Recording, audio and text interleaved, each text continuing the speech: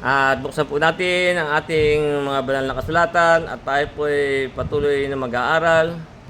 Tayo po ay nasa Kapitulo 4 at atin pong umpisa tutuloy sa yung ating napag-aralan.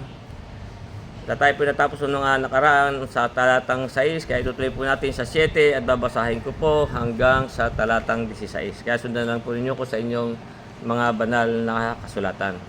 At dito po ay sinasabi, sapagkat sino ang gumawa na ikaw ay matangi at anong nasa iyo na hindi mo tinanggap. Ngunit kung tinanggap mo ay bakit mo pinagmamapuri na tulad sa hindi mo tinanggap. Kayo mga busog na, kayo ay mayayaman na, kayo ay nangagari nang wala kami, at ibig ko sanang mangaghari kayo upang kami naman ay magharing kasama ninyo. Sapagkat iniisip ko na pinalitaw ng Diyos kaming mga apostol na mga kahulihan sa lahat, na tulad sa mga itinalaga sa kamatayan, sapagkat kami ginawang panoorin ng sanlibutan at ng mga anghel at ng mga tao. Kami mga mangmang dahil kay Kristo, ngunit kayo'y marunong kay Kristo. Kami may hina, ngunit kayo'y malalakas. Kayo'y may karangalan, datapwat kami ay walang kapurihan. Hanggang sa oras na ito'y nagugutom kami, nangauuhaw at mga hubad at mga tinampal, at wala kaming tiyak na tahanan. Kami nagpapagal na nagsisigawa ng aming sariling mga kamay, bagamat inaupasala ay kami nangagpapala, bagaman mga pinag-uusig ay nagtitiis kami. Bagamat mga sinisiraang puri ay aming pinamamahikan, kami naging tulad ng yagit sa sanlibutan, sukal ng lahat ng mga bagay hanggang ngayon. Hindi ko isinulat ang mga bagay na ito upang kayo hiyain, kundi upang paalalahanan kayong tulad sa aking mga minamahal na anak. Sapagkat bagamang nagkaroon kayo ng 10,000 mga guro kay Kristo, ay wala nga kayong maraming mga ama, sapagkat kay Kristo Jesus pinanganak ko kayo sa pamamagitan ng Ebanghelyo. Pinamanik mo nga sa inyo na kayo'y maging mga tagatulad sa akin. Hanggang dyan po muna ang ating babasahin, at ito po ang ating pagbubulay-bulayan. Kaya kung babalik natin sa 7, kaya nga dito po yung sinasabi ni Pablo sa mga taga-Korinto, sapagkat sino ang gumawa na ikaw ay matangi at anong nasa iyo na hindi mo tinanggap. Ngunit kung tinanggap mo ay bakit mo pinagmamapuri na tulad sa hindi mo tinanggap. Sapagkat tayo po mga nananampalataya, tayo po ay may mga kaloob na tinatanggap. Simula po sa ating tayo sumampalataya at mabautismuhan, yung nga sabi sa atin ay tayo po itatanggap. Ang sabi nga po sa Gawa, Kapitulo 2, talatang 38-39, kaya dito sinasabi, at sinabi sa kanila ni Pedro, magsisi kayo at magbautismo, ang bautismo sa inyo sa pangalan ni Jesucristo sa ikapagpapatawad ng inyong mga kasalanan, at tatanggapin ninyo ang kaloob ng Espiritu Santo. Tayo po tatanggap ng mga kaloob ng Espiritu Santo, sapagkat sa inyo ang pangako, at sa inyong mga anak, at sa lahat ng nangasa malayo, maging ilan man ang tawagin ng Panginoon nating Diyos sa Kanya. Tayo po mga nagsisampalataya, tayo po tatanggap ng kaloob ng Espiritu. Yun po nga ay po ang ating mga tinatanggap, ating mga una-una ay yung kaloob ng Espiritu, at yung pong sinasabi dito sa Roma 6:23 na sinasabi nga tayo po ay yung pong kaloob na walang bayad ng Diyos, yung po yung buhay na walang hanggan. Nandito sa 6:23 ng Roma, sapagkat ang kabayaran ng kasalanan ay kamatayan, tatapwat ang kaloob na walang bayad ng Diyos ay buhay na walang hanggan kay Kristo Jesus na Panginoon natin. Tayo po yung mga tinatanggap ng mga kaloob. Meron pong mga iba't ibang kaloob na sa atin. Meron mga may kaloob na tayo'y mangaral, iba na pinapag-aralan natin kung sa ating mga pag-aaral na meron tayong mga iba't ibang mga kaloob ng Espiritu. Kaya nga ang sabi nga dito sa Santiago Kapitulo 1,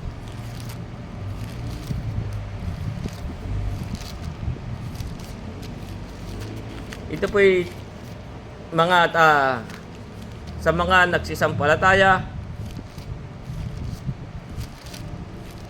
sa Santiago sa 1 talatang 17, kaya dito po'y sinasabi, ang bawat mabuting kaloob at ang bawat sakdal na kaloob ay buhat sa itaas. Tayo po'y may mga kaloob na ibinibigay sa atin. Sabi, na bumaba mula sa Ama ng mga ilaw, na walang pagbabago ni kahit anuman ng pag-iba. Kaya nga tayo po lahat ay may mga kaloob na binibigay sa atin. Bagaman hindi po tayo pare-pareho ng mga kaloob.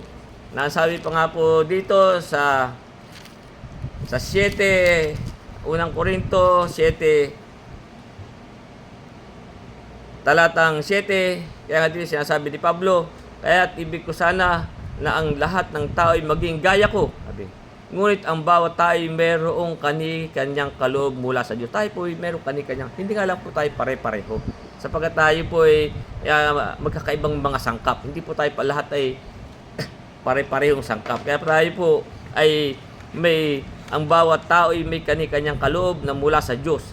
Ang isa'y ayon sa paraang ito at ang iba'y ayon sa paraang iyaon. Kaya tayo po ay may mga kani-kaniyang kaloob. At dito sa unang Korinto Kapitulo 12,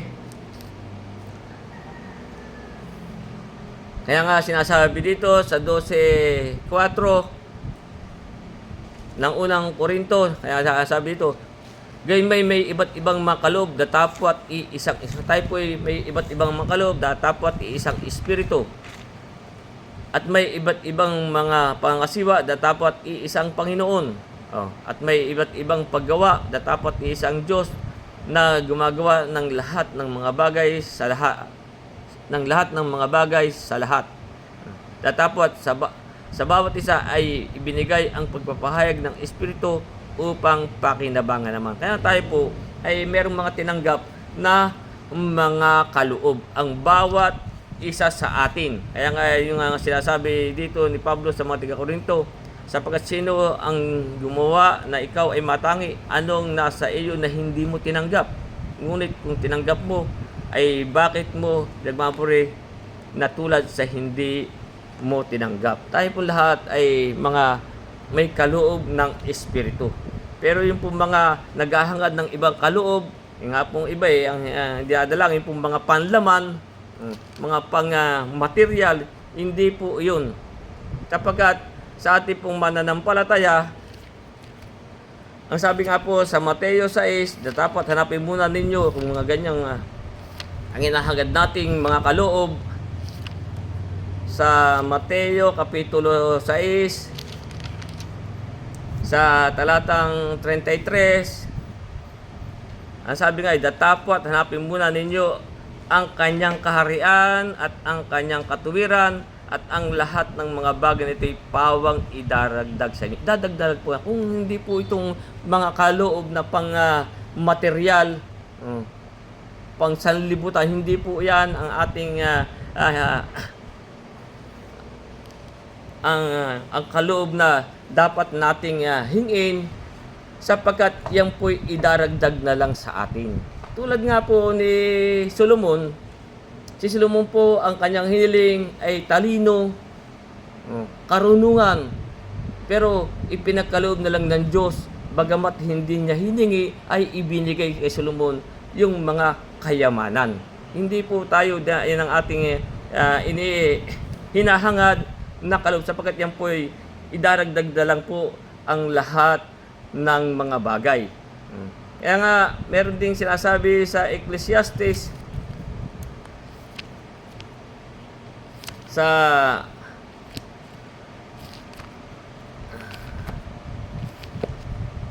Sabi nga po dito sa aklat ng Ecclesiastes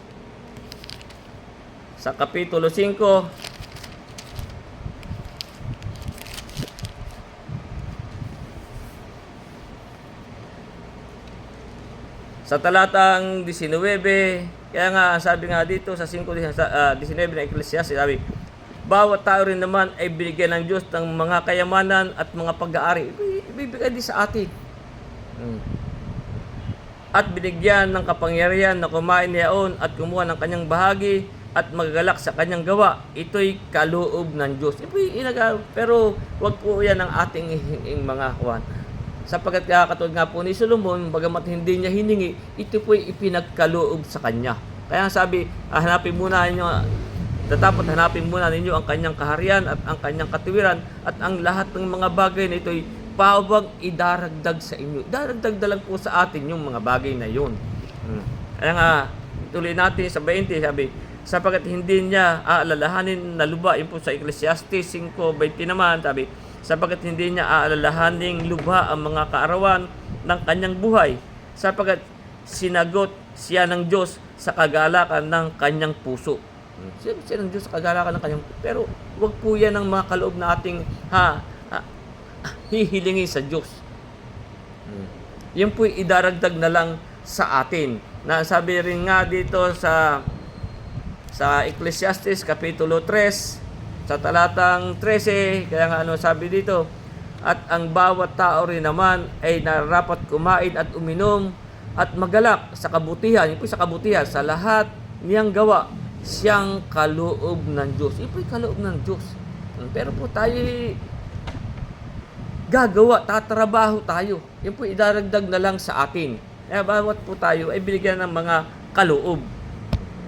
Pero hindi po yung pang-material ang ating hihilingin. Sapagkat alam po ng Diyos.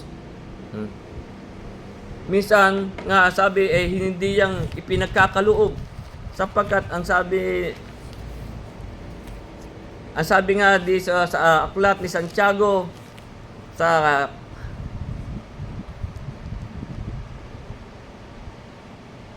Kapitulo 4, sa talatang 3, sabi, kayo nagsisingi at hindi kayo nagsisitanggap. Sapagkat nagsisingi kayo ng masama upang gugulin sa inyong mga kalayawan. Alam po ng Diyos yan, mga ganyan. Kung tayo, hindi po yan ang ating mga idadalangin at ihilingin na mga kaloob. Yung pong pang-spiritual. Kaya yung nga po sinasabi sa ating pinag-aaralan dito sa 4:7 ng Korinto, sapagkat sino ang gumawa na ikaw ay matangi? Anong nasa iyo na hindi mo tinanggap? Ngunit kung tinanggap mo, ay bakit mo pinagpapapurin na tulad sa hindi mo tinanggap? Tayo po yung mga kani-kanyang kaloob. Nga lang po sa spiritual po yun. Yung pong lahat ng mga bagay na pang material, yun po idaragdag na lang sa atin. Sa 8 at saka 9, sabi, kayo'y mga busog na, kayo'y mayayaman na, sabi po sa mga taga-Korinto, kayo'y nangaghari nang wala kami, ibig ko sanang maghari kayo upang kami naman ay magharing kasama ninyo. Sapagkat iniisip ko na pinalitaw ng Diyos kaming mga apostol, nakahuli-huli sa lahat, na tulad sa mga itinilaga sa kamatayan, sapagkat kami ginawang panuorin ng sanlibutan at ng mga anghel at ng mga tao. Nga po sabi ni Pablo, sila po'y ginawa kahuli-hulihan. Kaya wala na pong ibang lilitaw pa ng mga ngaral na sa mga lingkod ng Diyos dito po sa kasulatan. Kung iba po kasi gumagawa pa ng mga kasulatan na ang mga apostol na po ang kahuli-hulihan. Yung nga po siya sabi, sapagkat iniisip ko na pinilitaw ng Diyos kaming mga apostol na kahuli-hulihan sa lahat, na tulad sa mga itinilagas sa kamatayan. Marami pa rin pong mga ngaral, sapagkat yun po utos sa atin ng mga ngaral. Pero sa mga banal na kasulatan, sila na po ang pinalitaw na kahuli-hulihan sa lahat, na tulad sa mga itinilaga sa kamatayan, sapagkat kami ginawang panuorin ng sanlibutan at ng mga anghel at ng mga tao. Ganyan po ang dinanas ng mga apostol. Sila po ginawang panuorin ng mga itinilaga sa kamatayan. Maging ang ating Panginoon po, sapagkat siya po ang sabi dito sa unang siya po apostol din. Sino po yung apostol? Si Jesus. Ito po yung malalim na pag-usapan, pero siya po ay nahahanay din sa mga apostol. Ang ating babasahin dito sa Hebreo Kapitulo 3 sa talatang 1, kaya nga dito yung sinasabi, kaya mga banal na kapatid, mga may bahagi sa pagtawag ng kalangitan, inyong isipin ang apostol, nakalagay po yung apostol, at dakilang saserdote, siya po'y dakila ding saserdote na ating kinilala. Sino po yun? Si Jesus. Yung pong si Jesus, yung po yung katawang laman na tinahanan ng Espiritu. Kaya yun po sa banda rin nating pag-aaralan. Kaya nga po, siya rin po ay nahahanay sa mga apostol. Kaya nga, sila po yung mga itinilaga sa kamatayan. Yung po yung mga, sabi sila ay mga kahuli-hulihan. Sila ay pinalitaw na kahuli-hulihan sa lahat. Sapagkat iniisip ko na pinalitaw kami ng Diyos kaming mga apostol. Kaya nga si Jesus, yan po'y nahahanay din sa apostol. Kaya nga, kung makikita natin dito sa Hebreo 1, sa 1 at 2, kaya nga sabi dito, ang Diyos na nagsalita ng unang panahon sa ating mga magulang, sa iba't ibang panahon, at sa iba't ibang paraan sa pamamagitan ng mga propeta. Nagsalita rin naman ng mga huling araw na ito sa pamamagitan ng kanyang anak, na siyang itinalaga sa tagapagmana sa lahat ng mga bagay, na sa pamamagitan niya ay ginawa ang sanlibutan. Kaya nga sabi, na nagsalita sa ating mga magulang na ito sa pamamagitan ng kanyang anak, na siyang na nagsalita sa atin sa mga huling araw. Yan sila po nagsalita sa mga huling araw, yung pong mga apostol. Maging si Jesus, sapagkat siya rin po ay apostol. Kaya nga yung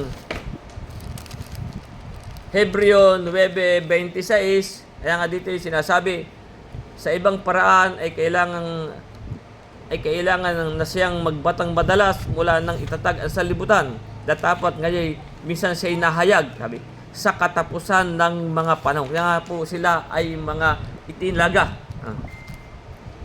nakahuli-hulihan. Kaya ulitin ko, na siya magbatad sang madalas mula nang itatag ang sanlibutan. Datapot ngayon, minsan siya nahayag sa katapusan ng mga panahon upang alisin ang kasalanan sa pamamagitan ng pagkahandog ng kanyang sarili. Kaya nga sila po ang mga kahuli-hulihan. Wala na pong ibang mga lilitaw pang mga propeta, apostol, sapagkat sila na po ang mga kahuli-hulihan. Ang tukoy po natin ditong apostol, yung pong si Jesus. Ito po'y bibigyan ko kayo ng isang halimbawa dito sa Gawa, Kapitulo 2, talatang 36, na ang sabi nga dito, pakatalastasin nga ng buong angkan ni Israel na ginawa ng Diyos na Panginoon. Sino po yung pigilang Panginoon? At Kristo. Itong si Jesus. Yung po yung katawang laman na tinahanan. Sabi, na ginawa ng Diyos na Panginoon at Kristo, itong si Jesus na inyong ipinako sa krus. Sapagkat yung pong sinasabi sa aklat ng Kolosas, na sa kanya po nanahanan ang buong kapuspusan ng pagka-Diyos at kahayagan. Sabi, dito sa Colosas 2:9, ang sinasabi, sapagkat sa kanya nanahanan ang buong kapuspusan ng pagka-Diyos sa kahayagan ayon sa laman. At dito sa Colosas 1 sa 19, sapagkat pinagaling ng Ama na ang buong kapuspusan ay manahan sa kanya. Yun po doon sa katawang laman ng ating ni Jesus. Kaya medyo malalim pa pong pag-aralan yan. So, susunod na po nating pag-aaralan. Kaya ulit balik natin dito sa 9 na sinasabi nga ni Pablo, sapagkat iniisip ko na pinalitaw ng Diyos kaming mga apostol na kahuli-hulihan sa lahat. Wala na pong lalabas pang mga ibang mga apostol at mga propeta. Sila na po ang kahuli-hulihan. Ang ating pong Panginoong Jesucristo, siya po'y propeta rin. Kaya sapagkat yun po sinasabi, palitawin ko sa inyo, isang propeta, sabi kay Moises. Kaya nga sila po yung mga ginawang panuurin ng sanlibutan. Sila po yung mga itinilagas sa kamatayan. Makita natin kung ano ang nangyari sa mga apostol ng ating Panginoong Jesucristo. Sila po yung mga ibinilanggo. Dito nga po sa Gawa kay Kapitulo 5 ng sina Pedro yung nangangaral sa 5:17, makikita natin kung paano ang nangyayari sa mga apostol sa 17 at 18. Isasummarize na lang po natin. Sabi ito po sina Pedro, datapwat nagtindig ang dakilang saserdote at ang lahat ng kasama niya na siyang sekta ng mga Sadusyo, na sila'y nakapuspos ng kainggitan at kanilang sinunggaban ang mga apostol at kanilang inilagay sila sa bilangguang bayan. Ganyan po. Kaya nga sila po yung mga ginawang panuurin. Sila po yung inilagay, mga ibinibilanggo. At dito po sa 37, ito rin Gawa 5:37, kaya nga dito naman sinasabi, pagkatapos ng taong ito ay lumitaw si Judas na taga Galilea ng mga araw ng pagsusulat at nakahiya siya ng marami sa bayan. Siya nilipol rin. At ang lahat ng sa kanya nagsisunod ay pawang nagsipangalat. At ngayon sinabi ko sa inyo, huwag kayong mga kaialam sa mga taong ito, pabayaan ninyo sila, sapagkat kung ang pasyang ito o ang gawang ito ay sa mga tao ay mawawasak. Ganyan po. Na ang nangyari sa kanila. Sa 39, sabi, datapat kung sa Diyos ay hindi ninyo maiwawasak. Baka kayo'y mga sumpungan na nakikihamok lamang sa Diyos at sila'y nagsisang-ayon sa Kanya at pagkatawag nila sa mga apostol ay pinalo nila at ibinala sa kanila na huwag silang magsalita sa pangalan ni Jesus at sila'y pinawalan. Ganun po ang mga dinanas ng mga apostol ng kanilang pangangaral. Kaya ngayon sinasabi ni Pablo na sila'y pinalitaw ng Diyos na kaming mga apostol na kahuli-hulihan sa lahat, tulad sa mga tinilagas sa kamatayan, sapagkat kami ginawang panuurin ng sanlibutan at ng mga anghel at ng mga tao. Ganyan po ang mga dinanas ng mga apostol. Meron pa rin po dito sa Gawa 14, kay na Pablo naman, nung sila'y nangangaral, sa 14:19, dito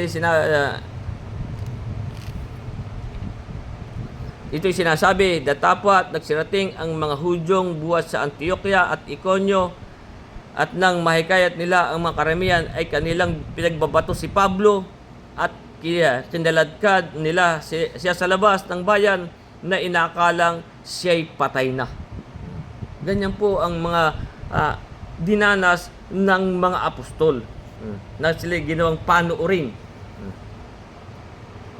At dito sa 16, sa talatang 18 ng ng aklat ng mga gawa, dito makita natin yung mga dinanas ng mga apostol.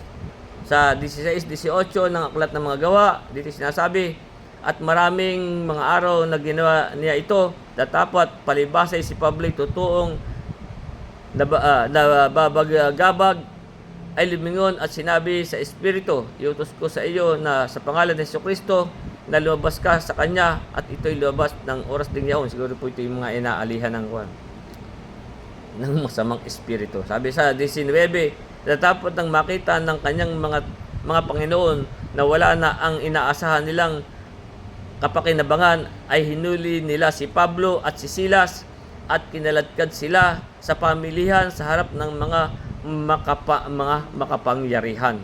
At nang mairap nila sa mga hukom, ay sinabi nila, ang mga lalaking ito, palibasay mga Hudyo, ay nagsisipang gulong totoo sa ating bayan at nangagahayag ng mga kaugaliang hindi matuwid nating tanggapin o gawin palibasay tayo'y Romano. At sama-samang nagtindig ang karamihan laban sa kanila at hinapak ng mga hukom ang kanilang mga damit at ipinapalo sila ng mga panghampas. At nang sila'y mapalo na sila'y nila ng marami, ay pinasok sila sa bilangguan at pinagtatagubilin sa tagapamahalan na sila'y bantayang maigi.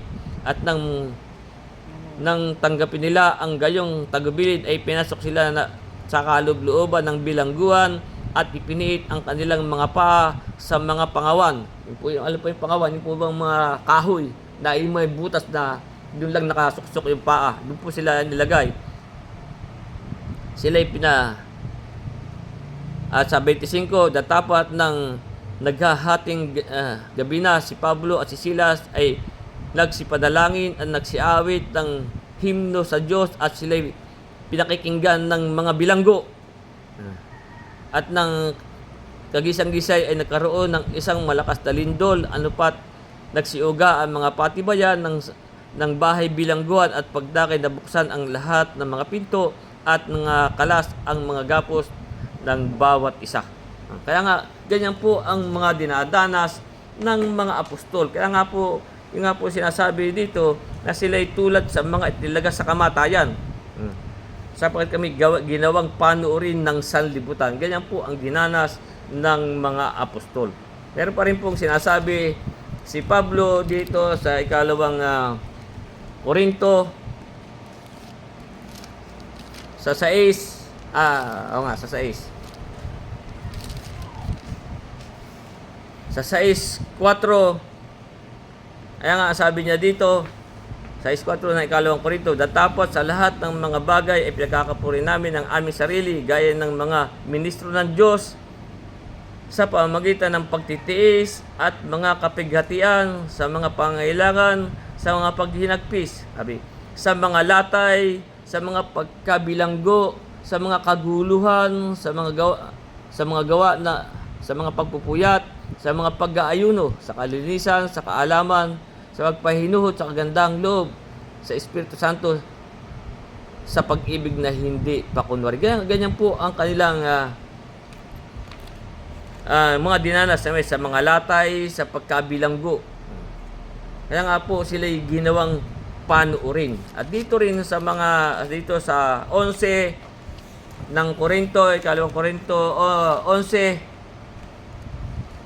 sa talatang 23 hanggang 27, dito sinasabi, sila bagay mga ministro ni Kristo, ako'y nangungusap nawa rin nasisiraan ng bait, lalo pa ako sa pagpapagal, ako'y lubhang sagana, sa mga bilangguan ay lubhang madalas. Yan po ang kanila pong dinanas, sa bilangguan ay lubhang madalas, sa mga palo ay walang bilang, sa mga ikamamatay ay malimit, sa mga Hudyo ay makalimang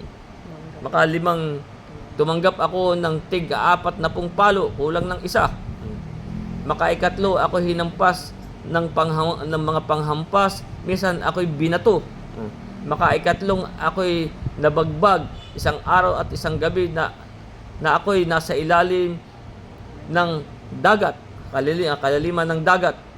Sa mga paglalakbay ay madalas sa kapanganiban, sa mga ilog, sa mga kapanganiban, sa mga tulisan, sa mga kapanganiban sa aking mga kababayan, sa mga kapanganiban sa mga hintil, sa kapanganiban sa bayang, sa mga kapanganiban sa mga ilang, sa mga kapanganiban sa dagat, sa kapanganiban sa gitna ng mga bulaang kapatid.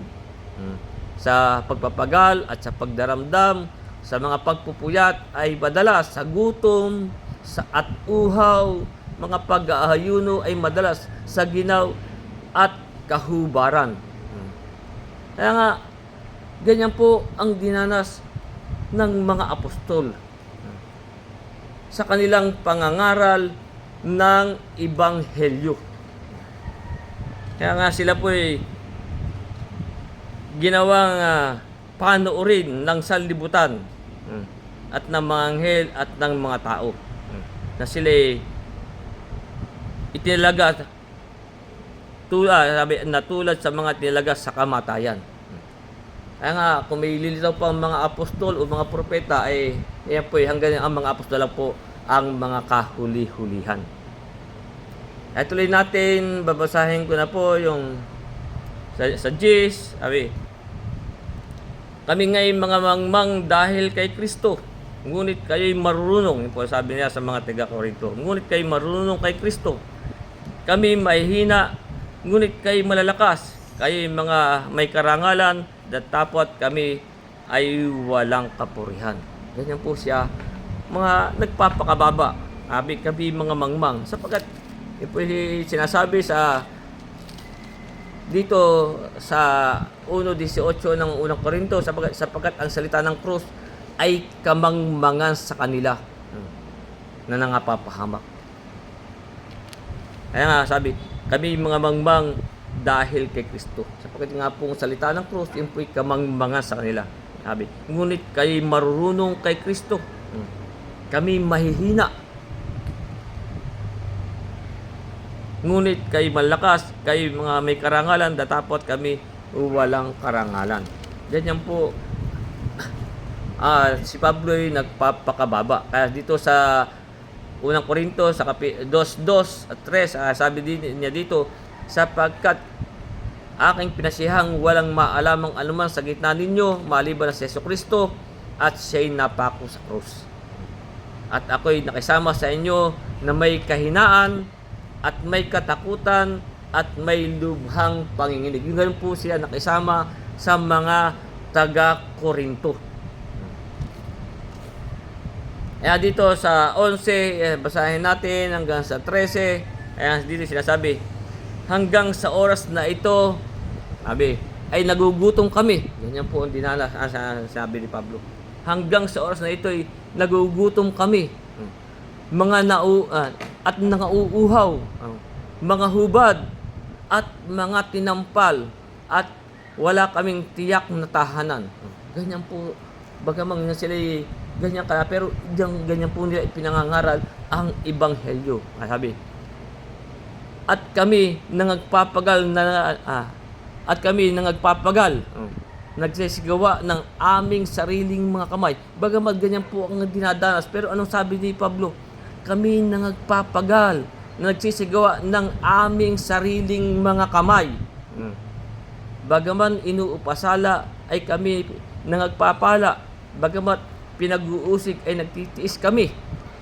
Ganyan po sina Pablo, ang mga apostol. Bagaman mga sinisira ang puri ay aming ipinamamanhikan, kami naging tulad ng yagi sa sanlibutan, sukal ng lahat ng mga bagay hanggang ngayon. Ganyan po ang dinanas ng mga apostol. Pero kung makikita natin ang mga apostol na ano ang sabi sa 12, kami nagpapagal, bagaman ganun po ang kanilang kalalagayan. Sabi, kami nagpapagal, nagsisigawa ng aming sariling mga kamay. Nagtatrabaho pa rin po sila. para sa kanilang mga kailangan.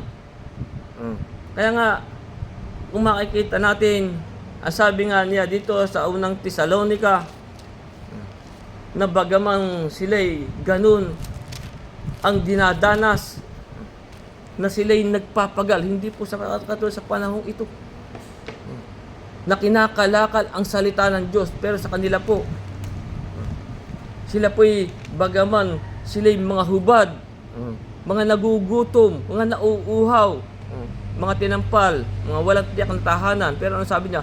At kami nagpapagal. Kami mga nagpapagal, nagsisigawan ng aming sariling mga kamay. Bakit ganun po ang kanya? Sila po'y nangagtatrabaho. Kaya nga po, ang sabi dito sa unang Tesalonica, Kapitulo 4,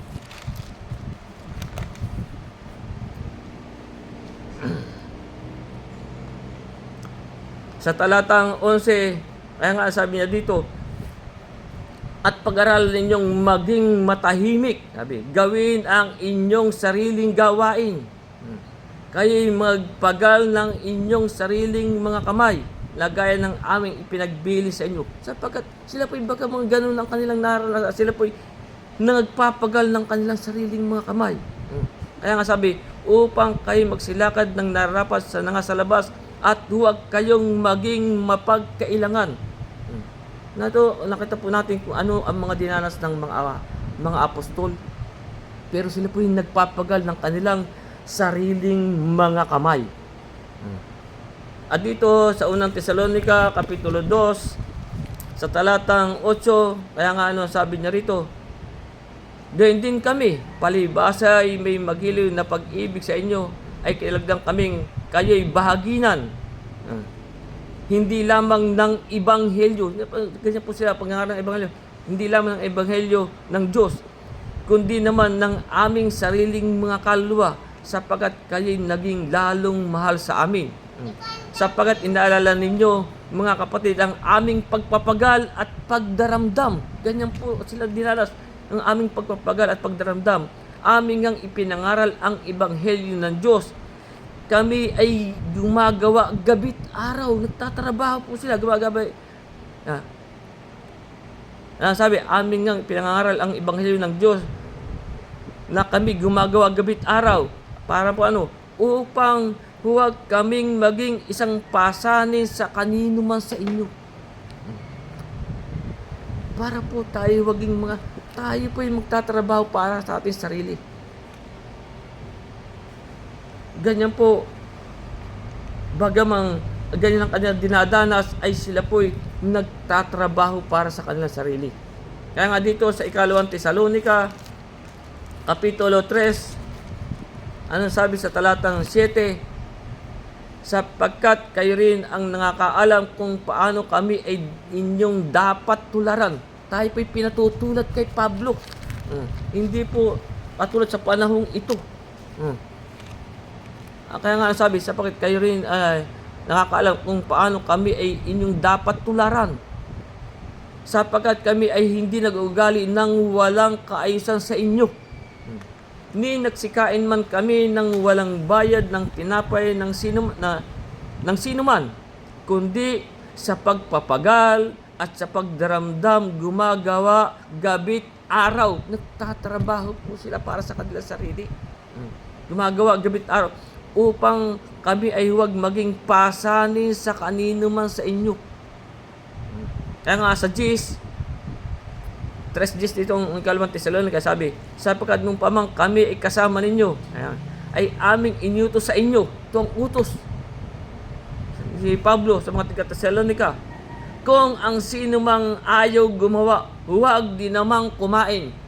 Kung tayo'y mangangaral ng banang Ebanghelyo, kung ito naman ay upang ating ipangalakal, hindi po tayo sumusunod sa aral ni Pablo.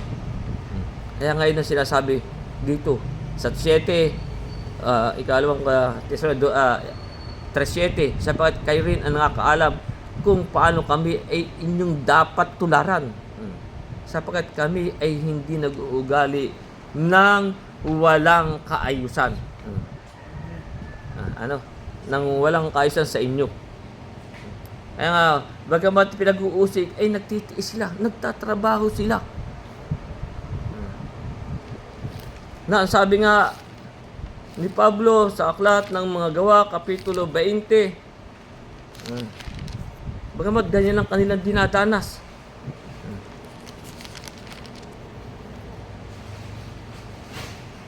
Simulan natin sa 31, kaya nga sabi, kaya nga kayo'y magpuyat na alalahanin sa loob ng 3 taon ay hindi ako naglikat sa gabi at sa araw ng pagpaalala sa bawat isa na may pagluha.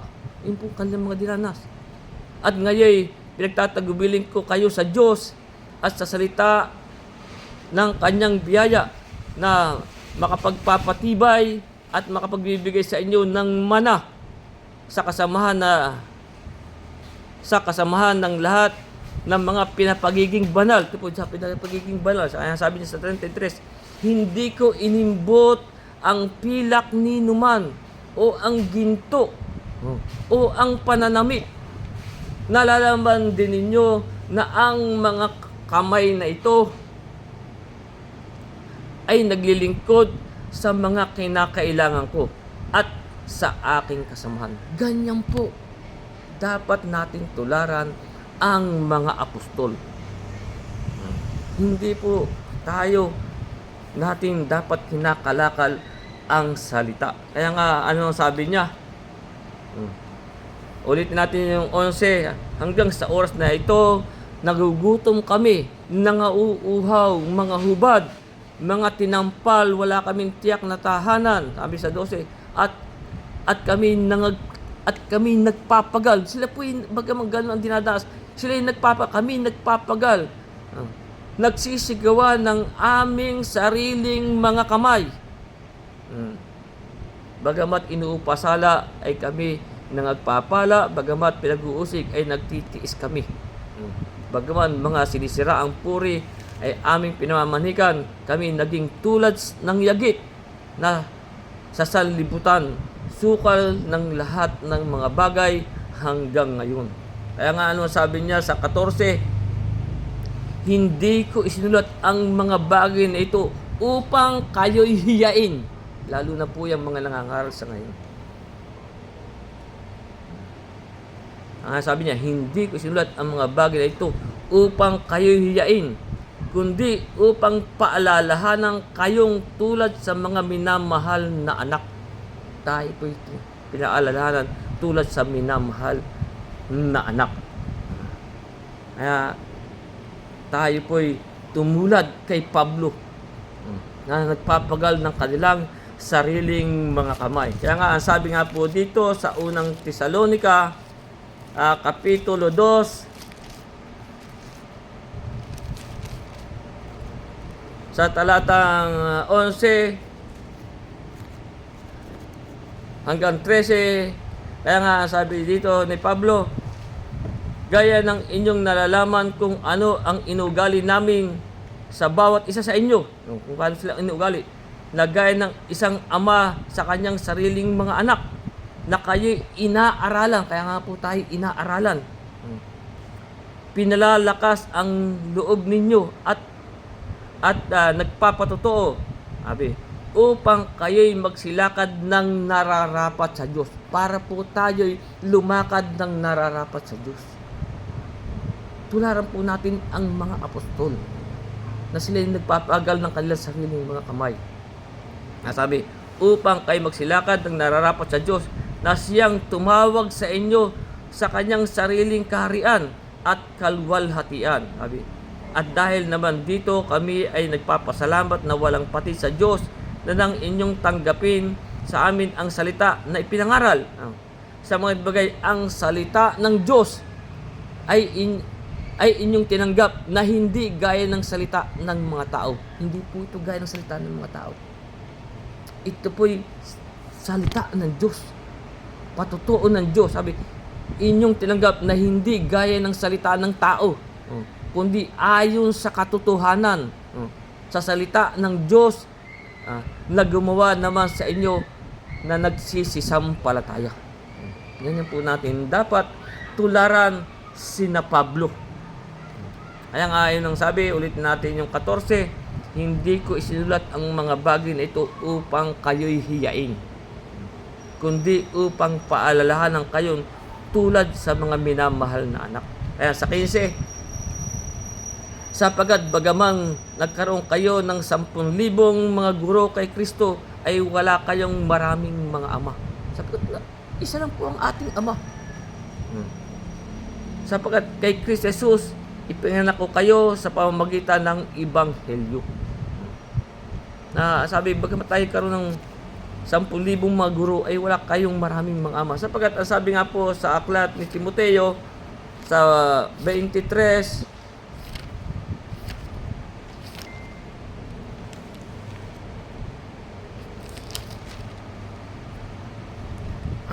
sa talatang 9, kaya nga anong sabi dito sa 23:9 ng Mateo 23:9, sabi, huwag ninyong tawaging inyong ama ang sinumang tao sa lupa, sapagkat iisa ang inyong ama, sa mga bagay siya na nasa langit. Kasi ngayon pag nakakita lang naka all white na hanggang baba, pag tawagin ay Father Father. Pero ang sabi sa atin, huwag ninyong tawaging inyong ama ang sinumang tao sa lupa. Sinumang tao. Kung tungkol po sa ating pananampalataya. Sapagkat iisa ang inyong ama, sa mga bagay siyang nasa langit. Isa lang po ang ating ama, ang Diyos. Kaya nga sabi, sapagkat bagamat kayo nagkaroon ng 10,000 mga guro kay Kristo, wala kayong maraming mga ama.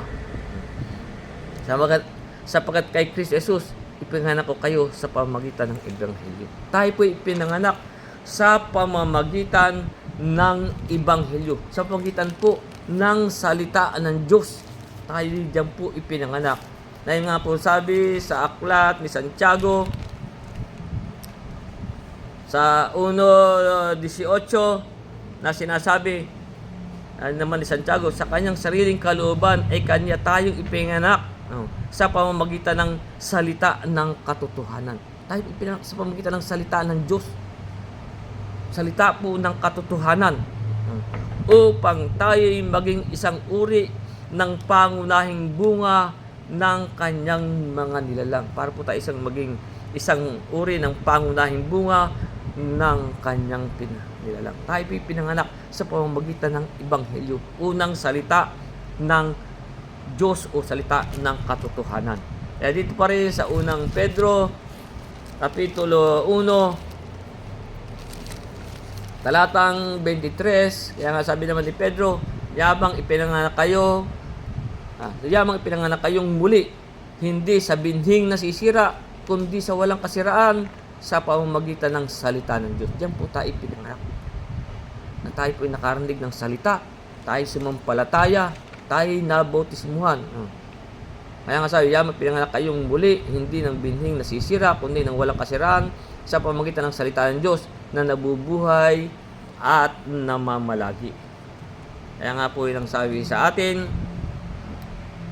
sapagkat bagaman nagkaroon kayo ng 10,000 mga guro kay Kristo, ay wala kayong maraming mga ama, sapagkat kay Kristo Jesus, pinanganak ko kayo sa pamamagitan ng Ebanghelyo. Diyan po tayo pinanganak sa pamamagitan ng salita ng Diyos. Salita ng katotohanan o sa pamamagitan ng Ebanghelyo. Kaya nga sabi sa 16, ipinamanin ko nga sa inyo na kayo'y maging tigatulad sa akin. Tayo po'y tumulad kay Pablo. Sa bagamat sa kanilang maraming nararanasan, sila po'y nagpapagal ng kanilang sariling mga kamay. Kaya nga sabi nga po dito sa unang Korinto 11:1, sabi, maging tagatulad kayo sa akin, nagaya ko namang kay Kristo. Kaya nga tayo po maging maging tagatulad kayo sa akin, nagaya ko naman kay Kristo. At ang sabi pa rin po ni Pablo sa Pilipos sa 3, sa 17.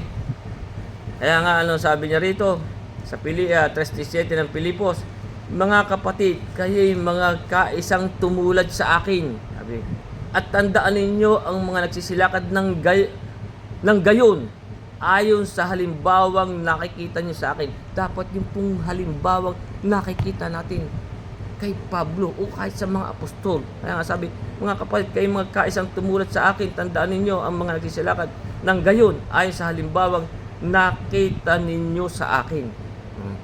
At dito sa Pilipos 4:9 na ang sabi nga, ang mga bagay na inyong natutuhan, yun po ba'y natutuhan natin kay Pablo? Na tayo magsigawa ng ating sariling mga kamay. Sabi, ang mga bagay na inyong natutuhan at tinanggap at narinig at nakita sa akin. Ano ang sabi niya? Ang mga bagay na ito ang gawin ninyo. At ang Diyos ng kapayapaan ay sa inyo. Para po ang Diyos ng kapayapaan ay sa atin. Ay, ang mga bagay na inyong natutuhan at tinanggap at narinig at nakita sa akin, ang mga bagay na ito ang gawin ninyo. At ang Diyos ng kapayapaan ay sa inyo. Sapagkat ang sabi nga uli dito sa Pilipos 3:18-19, sapagkat kaya po tayo pinatutulad kay Pablo. Kaya sabi niya, yun yung narinig at nakita sa kanya. Sabi, ang mga bagay ito ang gawin niyo. Bakit? Sapagkat ang sabi nga niya dito sa Pilipos 3:18, sapagkat marami ang mga nagsisilakad na siyang madalas na aking sinasabi sa inyo.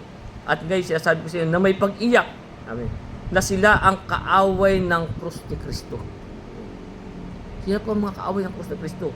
Na ang kanilang kahitatnan ay ang kapahamakan. Na ang kanilang Diyos ay ang tiyan. Yan, panlaman. Kaya nga sila nangangaral. Na ang kanilang Diyos ay ang tiyan. At ang kanilang kapurihan ay nasa kanilang kahihiyan. Ano po yun? Na nag-iisip ng mga bagay na ukol sa lupa. Panglaman, panglupa. Pero ano ang bilin sa atin? Sa Kolosas. Ano sabi?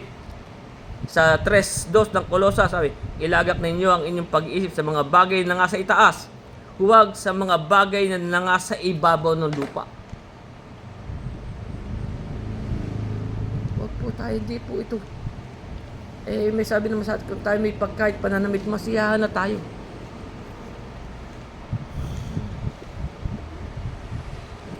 Kaya tayo po'y pinatutulad kay Pablo. Na yun po ang mga kaaway ng krus ni Kristo, na ang kanilang Diyos ay ang kanilang tiyan. Na sabi pa nga ni Pablo sa kanyang sulat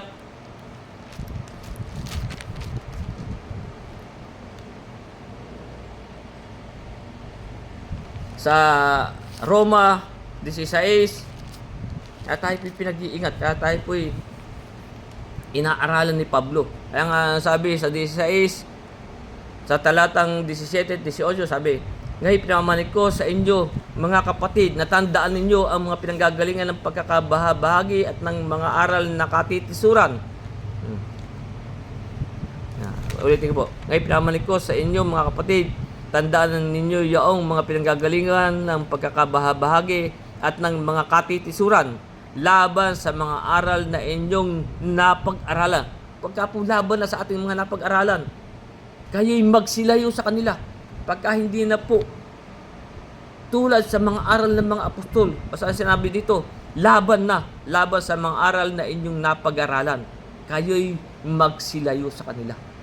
Pagka hindi na po katulad ng lakad ng mga apostol ang ating mapapakinggan, sabi, sapagkat ang mga gayon ay hindi nagsisipaglingkod sa Kristong Panginoon. Hindi po yung nagsisipaglingkod. Saan po naglilingkod yun? Sabi, kundi sa kanilang sariling tiyan. At sa pamagitan ng kanilang mabuting pananalita at maiinam na talumpati ay dinadaya ang mga puso ng mga walang malay. Kaya nga po tayo pinatutulad. Kaya sabi ni Pablo, pinamanik ko nga sa inyo na kayo maging mga tigatulad sa akin. Kaya ulitin ko yung 14. 4:14 sabi, hindi ko sinulat ang mga bagay na ito upang kayo'y hiyain. Sabi ni Pablo. Kundi upang paalalahanan kayong tulad sa aking mga minamahal na anak. Kaya tayo po'y dapat tumulad sa mga apostol.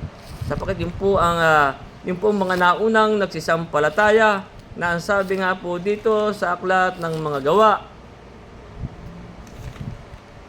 Sa Gawa Kapitulo 2, talatang 41 at 42, sabi, yung ngang nagsitanggap ng kanyang salita ay nangabautismuhan at naparagdag sa kanila ng araw na iyon ang may 3,000 kaluluwa. Sabi sa 42, sila'y nagsipanatiling matibay sa turo, sa turo ng mga apostol at sa pagsasama-sama, sa pagpuputol-putol ng tinapay at sa mga panalangin. Kaya tayo po'y magsisipanatiling matibay sa turo ng mga apostol. Wag po yung mga itinuro ng karunungan ng tao. Kaya ngayon po muna ang ating pag-aral at tayo po'y magtatapos.